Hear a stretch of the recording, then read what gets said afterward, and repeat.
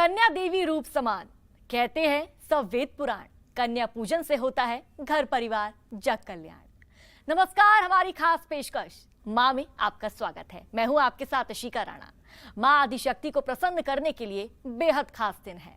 शारदीय नवरात्र में कन्या पूजन से कैसे करना है माँ अंबे को प्रसन्न, कैसे मिलेगा आपको माँ जगदम्बा का अनन्य आशीर्वाद, कैसे जगत जननी माँ शक्ति की उपासना से कटेंगे आपके सारे संकट, साथ ही माँ की आराधना में क्या है करना और क्या है नहीं करना, ये सब बताने के लिए हमारे साथ आज स्टूडियो में मौजूद है आचार्य संजीव अग्निहोत्री जी। आचार्य जी, आपका बहुत बहुत स्वागत है। जी राधे राधे, धन्यवाद। तो चलिए कार्यक्रम की शुरुआत करते हैं। और पंडित जी, सबसे पहले तो आपसे ये जानते हैं कि कन्या पूजन का जो शुभ मुहूर्त है वो अब क्या रहने वाला है इस बार? देखिए, बहुत ही उत्तम बात आपने पूछी है। और कन्या पूजन तो देखिए आप अष्टमी को भी होता है, नवमी को भी होता है जी। बहुत अच्छी बात है।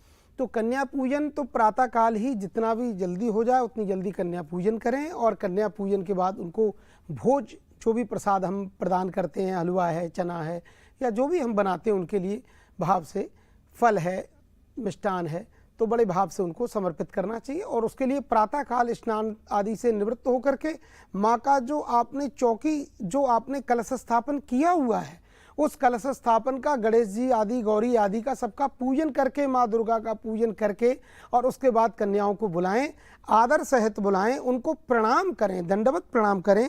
और दंडवत प्रणाम करके उनके चरणों को धोएं और धोने के बाद में उनका दिव्य पूजन करें। यही एक समय है और प्रातःकाल ही होना चाहिए।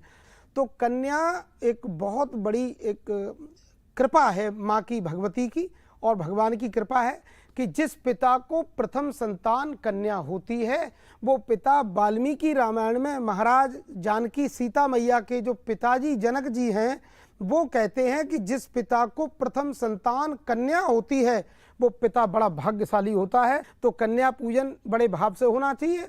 तो अभी हमने पंडित जी से समझा कि कन्या पूजन महत्व क्यों है, क्यों इसका इतना महत्व है, क्यों इसको इतना माना जाता है। अब पंडित जी, आपसे भी जानते हैं कि सप्तमी, अष्टमी या नवमी में किस दिन कन्या पूजन करना चाहिए, क्योंकि इस बार कई योग बन रहे हैं। तो दर्शक हमारे कहीं ना कहीं आपसे जानना चाहते हैं इस बार अष्टमी का शुभ मुहूर्त क्या रहने वाला है, नवमी का शुभ मुहूर्त क्या रहने वाला है? देखिए, सप्तमी में तो कन्याएं बहुत कम लोग करते हैं, बाकी होनी नहीं चाहिए, ऐसा कोई क्रम नहीं है। पर अष्टमी में कन्या पूजन का बड़ा महत्व है। और अष्टमी में कन्याओं को भोजन जो आपने निर्माण किया वो उनको कराएं और उनका विशेष पूजन करें। पर इन दोनों का मुहूर्त आपको बताता हूँ, प्रातःकाल ही है। प्रातःकाल जितनी जल्दी हो जाए उतनी जल्दी इस बार कन्या पूजन करके और उनको भोजन कराएं, उनको दक्षिणा दें, उनको प्रसन्न करें। चाहे जैसे भी प्रसन्न हो, बच्चे हैं तो बालक का रूप ही है, साक्षात माँ भगवती का रूप है। या देवी सर्वभूतेषु कन्या रूपेण संस्थिता, नमस्तस्यै नमस्तस्यै नमस्तस्यै नमो नमः। उनको बार बार प्रणाम करके उनसे यही प्रार्थना करनी चाहिए, माँ हमारे घर में, परिवार में बालक बच्चे खूब पढ़ें, खूब उनको विद्या बुद्धि का लाभ हो और हमारे घर में किसी प्रकार की कमी नहीं रहे, और हर बार हम नवरात्रि का पूजन आपका करते रहें। ऐसा आशीर्वाद माँ से मांगें तो माँ निश्चित आपकी झोली को भर देती है। ऐसे ही नवमी को भी प्रातःकाल जल्दी ही कन्या पूजन करें, क्योंकि नवमी इस बार थोड़ा सा जल्दी ही है, तो हमको लगता है तो उसमें आराम से करें। और 12 बजे तक कन्या पूजन का बहुत अच्छा वो है, आप आराम से करें, खूब बढ़िया कन्या पूजन करें। कन्याओं का सबसे पहले आप पूजन करें तो उनको पहले जल से उनके पैर धोएं, चरणों को धोएं, इसके बाद उनको अपने रूमाल से, अंगोछे से उनको पोंछें, फिर उनका पूजन करें, कन्याओं के चरणों को पूजन करें, उनको माला पहनाएं, पुष्प उनको प्रदान करें, उनको जो प्रिय लगने वाली वस्तुएं उनको प्रदान करें, ताकि कन्या माँ प्रसन्न होकर के जाएं। और ऐसे कन्या पूजन करने से घर में धन धान्य की वृद्धि होती है, माँ भगवती प्रसन्न होती है। ऐसे ही नवमी जो है 11:58 तक है, तो उस दिन नवमी पूजन करें और कन्याओं का पूजन करें, घर में हवन करें, क्योंकि लास्ट दिन ही हवन होने का विधान है। अगर डेली करते हैं तो बहुत अच्छी बात है। तो माँ भगवती के लिए डेली भी आप एक अंगार पर उसको गर्म करके और उसका अग्निदेव का आवाहन करके पूजा करें और घी चढ़ाएं, तो माँ के मंत्रों को आप बोल सकते हैं और लौंग का जोड़ा आप चढ़ा सकते हैं। मंत्र हैं सर्व मंगल मांगल्ये शिवे सर्वार्थ साधिके शरण्ये त्र्यंबके गौरी नारायणी नमोस्तुते स्वाहा। इस तरह से करके माँ भगवती को निवेदन करें। और जयंती मंगला काली भद्रकाली कपालिनी दुर्गा, क्षमा, शिवा, धात्री, स्वाहा, सुधा, नमोस्तुते, ऐसे मंत्रों से अगर आप गूगल चढ़ाते हैं, धूप चढ़ाते हैं, काले तिल जौ मिला करके जो हवन सामग्री बनती वो चढ़ाते हैं, तो माँ बहुत प्रसन्न होकर के आपको वर देती हैं, आशीर्वाद देती हैं, कृपा करती हैं। तो नवमी के दिन ही आपको हवन भी करना है और दिव्य कंचक कन्या पूजन करना है। ऐसा करने से आपके घर में धन की वृद्धि होती है। और माँ जो 16 देवी हैं, कौन सी देवी हैं जो आपके घर में प्रसन्न होकर के आपको आशीर्वाद देती हैं? गौरी, पद्मा, सची, मेधा, सावित्री, विजया, जया, देवसेना, सुधा, स्वाहा, मातरोलोक मातरा, धृति, पुष्टि तथा तुष्टि, आत्मनः कुल देवता, गणेश शयनादिका एतौ वृद्धौ पूजाश्च षोडश। इस तरह से ये षोडश मातृका प्रसन्न होके आपके घर में कुल देवी भी हैं इसमें, और सुधा देवी भी हैं जो पितरों को प्रिय हैं। तो सारी देवियों का पूजन होने से और आपके घर में धन धान्य की वृद्धि को करती हैं। जय माता। बिल्कुल पंडित जी, आपने शुभ मुहूर्त बताया कि अष्टमी के दिन से ही, यानी कि शाम से ही, अष्टमी के कुछ देर बाद से ही नौमी लग जाएगी और अगले दिन 11:58 तक ये नौमी रहने वाली है। अब मैं आपसे यहाँ पर ये समझना चाहूंगी पंडित जी, किस वर्ष की कन्याओं का पूजन करना चाहिए? और यहाँ पर ये भी आपसे मैं जानना चाहूंगी कि कुछ लोग ऐसे होते हैं जो अपने घर में 5 कन्याओं का पूजन करते हैं, कुछ लोग 7 कन्याओं का पूजन करते हैं और कुछ लोग 9 कन्याओं का पूजन करते हैं, तो वो भी आप थोड़ी डिटेल में जानकारी दीजिए। जी बिल्कुल, देखिए कन्या पूजन तो आप 3 भी कर सकते हो, 1 भी कर सकते हो, 5 भी कर सकते हो, 7 भी कर सकते हो, 9 भी कर सकते हो। अब 9 क्यों करनी चाहिए, उसका कारण है क्योंकि 9 दुर्गा होती हैं, नवरात्रि होती हैं, तो नवरात्रि की एक एक कन्या को हम काउंट करते हैं, गिनते हैं। तो इसलिए 9 कन्याओं को अगर आप भोजन कराते हैं विधि विधान से, श्रद्धा भाव से, प्रेम से, कई बार कन्या 3 साल की जो कन्या है तो सेल्फ खा नहीं सकती, मैं पर्सनल ये बात कह देता हूँ, और 4 साल की भी कई बार नहीं खा सकती, बहुत छोटी होती है, तो उनको अपने हाथ से बैठ करके और आप भोजन कराया करें। मन में भाव रखें कि मैं अपनी माँ के लिए भोजन समर्पित करता हूँ। आपके जीवन के सारे कष्ट, दुख, शोक सब समाप्त हो जाएंगे, क्योंकि वो साक्षात माँ का रूप है, भगवती का रूप है। और कन्या पूजन 10 वर्ष तक की कन्याओं को ही भोजन कराएं, उससे ऊपर की उम्र की कन्याओं को भोजन कराने का शास्त्र में विधान नहीं है, क्योंकि वो उसके बाद में रजो रूप में प्राप्त हो जाती हैं, तो वो स्त्री रूप में आ जाती हैं। कन्या श्रेणी 10 साल के बाद उनकी संपन्न हो जाती है। ये ध्यान रखते हुए और कन्याओं को फल भी देना चाहिए, जैसे कदली फल है, केला है, या सेब है, या अनार है, जो भी आपको अच्छा लगता है। पर याद रखें कि माँ भगवती दुर्गा जी को फलों में यदि कोई सबसे ज़्यादा प्रिय फल है तो वो है दाड़मी कुसुमोपमा। दाड़मी माने अनार का फल, ये माँ को बहुत प्रिय है। शरीफा बहुत प्रिय, केला भी बहुत प्रिय, पर सबसे ऊपर माँ के लिए दुर्गा सप्तशती के मंत्रों में आया है कि दाड़मी माने अनार का फल बहुत प्रिय माँ को निवेदित करें, और नारियल जरूर चढ़ाएं, आपके जीवन के सभी कामनाएं पूर्ण होंगी। पंडित जी, आपने बताया भी कि कन्याओं का पूजन जो करते हैं उसका क्या कुछ महत्व होता है नवरात्रों में, लेकिन कुछ लोग होते हैं जो लंगूर की भी इस नवरात्र में पूजा करते हैं, उसका क्या महत्व होता है? उसके लिए भी ले लेना चाहिए, वो भी एक बड़ा भगवान का ही स्वरूप माना गया है। तो भाई इतनी कन्याएं, तो एक लांगुर भी होना चाहिए, तो उसका भी पूजन करना चाहिए। उसका पूजन करने से धर्म, अर्थ, काम और मोक्ष की प्राप्ति होती है। ये चतुर्विध पुरुषार्थ जो संसार में है, ये चतुर्विध पुरुषार्थ के लिए ही व्यक्ति यत्न करता रहता है, पर ये प्राप्त नहीं होते। तो ऐसे में अगर इतनी कन्याओं के साथ एक लांगुर वीर होंगे तो उनका भी पूजन करना चाहिए, और वो हनुमान जी का ही स्वरूप होता है और भैरव जी का भी स्वरूप होते हैं। तो उनका पूजन करने से आपको धर्म, अर्थ, काम, मोक्ष की प्राप्ति होती है, और वो जरूर होना चाहिए, जरूर होना। तो कन्याओं के साथ साथ लांगूर का भी पूजन बेहद ही आवश्यक है, क्योंकि हनुमान जी का भगवान का रूप व स्वरूप माने जाते हैं। चलिए आगे बढ़ते हैं और आपसे जानते हैं अब कि कन्या पूजन तो हम लोग करते हैं, लेकिन सही विधि विधान, उचित विधि विधान क्या रहने वाला है, कहाँ से इसकी शुरुआत की जाए? सबसे पहले आदर भाव से कन्याओं को घर में बुलाएं और खुद लेके आएं, खुद गोद में लेके आएं, उनको चरण स्पर्श करें और आकर के उनको विराजमान करें। फिर एक दिव्य सुंदर परात ले लें जिसमें हम, और उसमें फिर जल गंगा जल मिला के उनके चरणों को धोएं सबसे पहले, और चरणों को धोने के बाद में उनके फिर चरणों को पोंछें, टॉवल से पोंछें, और उसके बाद उसमें रोली चावल, चंदन का टीका करें, उनको गले में माला पहनाएं, और उनको जो है जो मन पसंद की जो वस्तुएं हैं वो उनको गिफ्ट करें, उनको प्रदान करें, दें उनको। तो कन्याएं बहुत प्रसन्न हो जाती हैं, क्योंकि उनके मन में कोई द्वंद्व नहीं होता है, वो निर्द्वंद होता है जीवन उनका। तो उनका सात्विक, उनका जो मन होता है वो सात्विक मन से जो आपको आशीर्वाद देती हैं, वो आपको कृपा करती हैं, आपका जीवन आपका भर जाता है, आपका जीवन आनंदित हो जाता है, आपका जीवन प्रमुदित हो जाता है, प्रसन्न हो जाता है और आपके जीवन में धन लक्ष्मी की वृद्धि होती है। बिल्कुल, आपने यहाँ पर जिक्र करा एक चीज का कि कन्याओं को गिफ्ट दिए जाएं, तो गिफ्ट में कन्या को क्या कुछ दिया जाए जिससे कन्या प्रसन्न होकर घर से जाए? देखिए, गिफ्ट में तो क्या बोलूं, एक गिफ्ट तो शब्द खैर होना नहीं चाहिए, उनको उपहार देना चाहिए। और वो माँ के लिए, जैसे आप उनके लिए कोई जैसे फल है, कोई फल पसंद है, फल दिया, या आजकल जो भी उनको खिलौना है तो बच्चे रूप में होती है ना, तो खेलने के लिए भी होता है, तो बच्चा प्राय बच्चा खिलौने से बहुत प्रसन्न होता है। तो कुछ नहीं तो ये घंटी जो है, घंटी दें, या फिर अगर कोई बजने वाली जो चीज़ें हैं वो दें तो वो बहुत प्रसन्न होती है।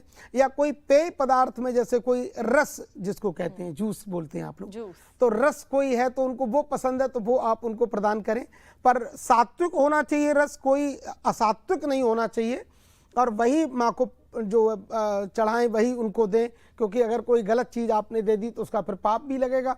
तो पुण्य मिले आपको और आपका पर्व उत्तम हो जाए और माँ प्रसन्न हो जाए आपसे, ऐसा आप कार्य करें। और उनको गिफ्ट में, जैसे आपने कहा कि क्या उपहार देना चाहिए, तो आप उनको वस्त्र दे सकते हैं, लाल हैं, पीले हैं, हरे हैं, गुलाबी हैं, आदि आदि। इन वस्त्रों को आप अगर देते हैं तो वो प्रसन्नता का प्रतीक है, तो वो आपके लिए बहुत खुशहाली उनको मिलेगी। जब वो खुशहाल हो जाएंगी तो आपका जीवन खुशहाल हो जाएगा। पंडित जी, यहाँ पर क्या होता है कि कई बार लोग कन्या पूजन तो कर देते हैं, लेकिन उसके बाद जैसे ही कन्या पूजन हो जाता है लहसुन प्याज का इस्तेमाल करना शुरू कर देते हैं। तो कब तक लहसुन प्याज का इस्तेमाल नहीं करना चाहिए, कब तक इससे बचना चाहिए? देखिए, नवरात्रि जैसे व्रत में या कोई भी व्रत हो, मंगलवार है, कोई भी व्रत हो, एवरीडे व्रत तो सभी दिन का हो सकता है, किसी भी व्रत में और किसी भी पर्व में ये सब इनका प्रयोग नहीं होना चाहिए, क्योंकि असात्विक है। ये जीवन में, घर में सुख शांति नहीं दे सकते हैं, असात्विक हैं, इनको नहीं खाना चाहिए। और भगवान के भोग में, क्योंकि हम लोग क्यों विरोध करते हैं, विरोध की नहीं, वो भी एक सब्जी है, हम मानते हैं इस बात को, पर उनका भोग क्योंकि हमारे ठाकुर जी को नहीं लगता है।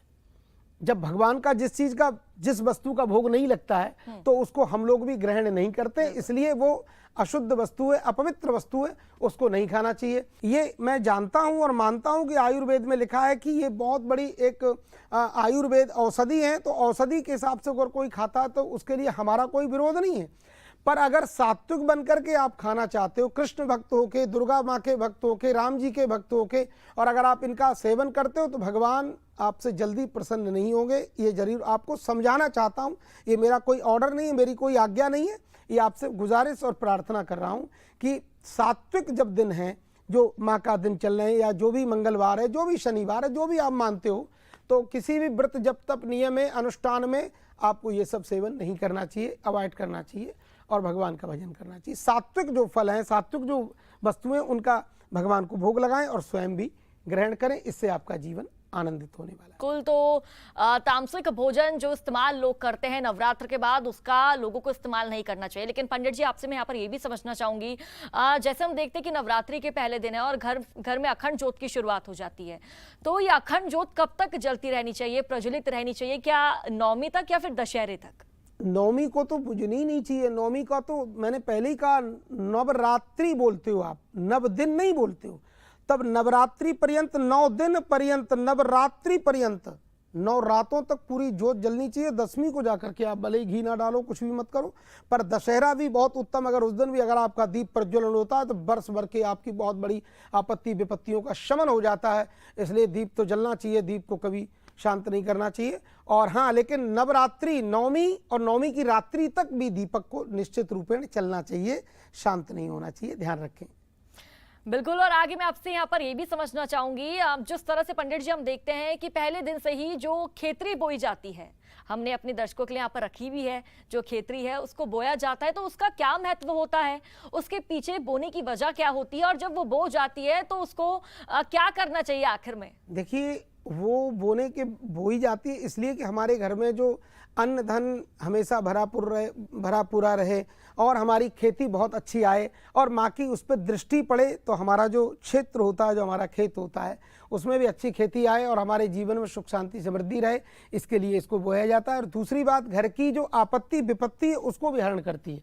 और अंतिम दिन जब कलश स्थापन करते, कलश का जब विसर्जन होता है, देवताओं को विसर्जन करते हैं और उसके बाद अपने घर में गणेश जी आदि को स्थापन करते हैं और उस दिन ये प्रार्थना करते हैं, तो उस दिन उखाड़ करके और भगवान गणेश जी, गौरी, पार्वती सब पर चढ़ाना चाहिए। और चढ़ाने के बाद उसको आशीर्वाद में पंडित जी जो होते हैं तो आपको फल प्रसाद के साथ आशीर्वाद में खेती भी देते हैं, आपके कान में भी लगा देते हैं आशीर्वाद रूप में, और आपको देते हैं कि आप अपने जो है तिजोरी में, घर में धन धान्य जहाँ रखते हो वहाँ आप रखिए, इससे आपका धन धान्य बढ़ता रहेगा। इसलिए होता है आपके घर में सदैव हरा भरा रहे और आनंद तक का प्रतीक रहे, तो सब कुछ ठाकुर जी की कृपा से अच्छा रहे, माँ की कृपा बनी रहे, इसलिए इसको ऐसा करते हैं। तो मतलब अगर खेती बोई जाती है उसके बाद जो घर है हरा भरा रहता है, अगर हम इसको अपनी तिजोरी के पास रखते हैं, तिजोरी भी हरी भरी रहती है। बिल्कुल। यहाँ पर मैं आपसे ये भी समझना चाहूंगी, जैसे कलश में हम नारियल की स्थापना करते हैं तो कोई अष्टमी बनाता है, कोई नौमी बनाता है, तो अष्टमी के दिन नारियल को फोड़ा जाता है और जो प्रसाद है वो कन्याओं को वितरित किया जाता है। लेकिन आपने थोड़ी देर पहले जिक्र करा कि जो नारियल अष्टमी के दिन खाना नहीं चाहिए। नारियल को आप बलि कर सकते हो, माँ को आप चढ़ा सकते हो, लेकिन नारियल को कभी भी उसको खाना नहीं चाहिए नारियल को, क्योंकि खाने से उसमें दोष लिखा है शास्त्रों में। खाना चाहिए दूसरे दिन, प्रसाद रूप में रख लो तो उसको आप ग्रहण कर सकते हो, कोई ऐसी बात नहीं। तो आगे बढ़ते हैं और मैं आपसे यहाँ पर ये समझना चाहूंगी, क्योंकि आजकल ऐसा होता है कि कन्याएं मिलना बहुत मुश्किल हो जाता है, छोटी छोटी बच्चे हैं, कोई आना पसंद ही नहीं करता है घरों में आजकल। तो अगर ऐसे में अगर कन्या ना मिले और जिन्होंने व्रत रखा हो उनको क्या करना चाहिए? क्या मंदिर में प्रसाद वितरित करना चाहिए? नहीं। क्या करना चाहिए फिर? अगर कन्याएं नहीं मिलती हैं तो आप ये सब प्रसाद गऊ को खिलाएं। भारतीय वेद लक्षणा विशुद्ध जो गाय है, देसी गाय, जर्सी नहीं, तो आप उस गाय को भी जाकर के वो भोज्य सामग्री प्रसाद आप खिला सकते हो। अगर आपको बाहर कन्याएं मिल जाती तो वो प्रसाद, अगर घर में कन्याएं नहीं मिल रही हैं या नहीं आपको मिली, बहुत प्रयास करते मैं देखता भी हूँ, कई बार नहीं मिलती है, तो आप बाहर जो घूम रही कन्याएं उनको भी आप दे सकते हो। लेकिन याद रहे कि बस 10 वर्ष से छोटी हो, 10 वर्ष से बड़ी नहीं, ऐसा भी आप कर सकते हो। ठीक है, तो कन्याएं 10 वर्ष से छोटी हो, 10 वर्ष से बड़ी ना हो, लांगूर अगर उसको भी अगर प्रसाद दिया जाए, वितरित किया जाए, उसका भी खास महत्व होता है। चलिए फिलहाल पंडित जी कार्यक्रम को यहीं पर समाप्त करते हैं और आप सभी दर्शकों ने जिस तरह से पंडित जी से जाना कि नवरात्र में क्या कुछ करना चाहिए और किस तरह से कन्याओं की पूजा करनी चाहिए, क्या कुछ विधि विधान रहना चाहिए और किस मंत्रोच्चारण के साथ कन्याओं को, माताओं को प्रसन्न करना चाहिए। और चलिए फिलहाल इस कार्यक्रम में इतना ही, मुझे और पंडित जी को आज्ञा दीजिए। नमस्कार। जय माता।